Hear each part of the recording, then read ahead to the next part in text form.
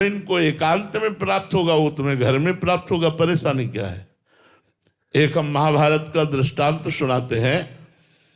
एक कश्यप नाम के ऋषि एक वृक्ष के नीचे तपस्या कर रहे थे, तो एक बगुली ने ऊपर से वीट कर दिया, तो उनके माथे पे गिरा के, तो गुस्सा होके ऐसे देखा तो बगुली गिरी और भस्म हो गई।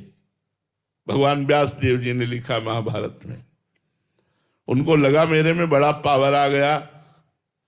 वो एक घर में गए और कहा भिक्षाम दे।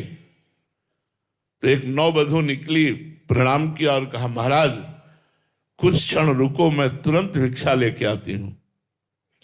वो भिक्षा के लिए घर में गई तो दूसरे दरवाजे से उसका पति आ गया। घर में किसी किसी में 2 दरवाजे होते हैं। उसने तुरंत पति का आदर किया, उनको ले जाकर आसन पर बैठाला, उनसे मृदु वचन बोले, जल पिलाया। जब स्वस्थ होकर बैठ गए तो पतिव्रता थी, उसने कहा भगवान आपके घर के दरवाजे में भिक्षुक खड़ा है, क्या उसको भिक्षा दे दें? उनका अवश्य अवश्य, पहले जाओ उनको भिक्षा दो। तो इतने में कुछ विलंब हो गया। वो गए तो आए, इतना लेट कैसे हो गई? तो महाराज मेरे पति देव आए हुए थे। तो तुम जानती नहीं मैं कौन हूं? ज्यादा बोलने लगे कश्यप ऋषि।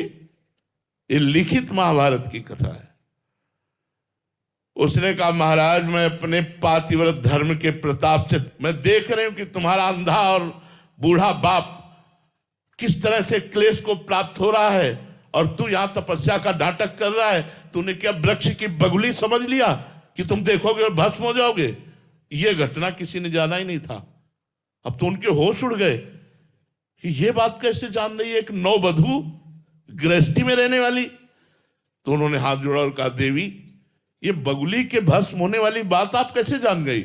बोले मैं त्रिकालज्ञ हूं, भूत भविष्य वर्तमान तीनों मेरे सामने। क्यों? मैं अपने पति को भगवान मानती हूं और 8 पहर पति की आज्ञा में रहती हूं, और पातिव्रत धर्म के प्रभाव से मैं तीनों कालों को जानती हूं। अभी तुम बच्चे हो, जाओ, अगर सच्चा ज्ञान प्राप्त करना है तो उस कसाई के पास जाओ, और वो मांस बेचते हैं, वो जब मांस बेचकर फुर्सत पावे तब उनसे बात करना।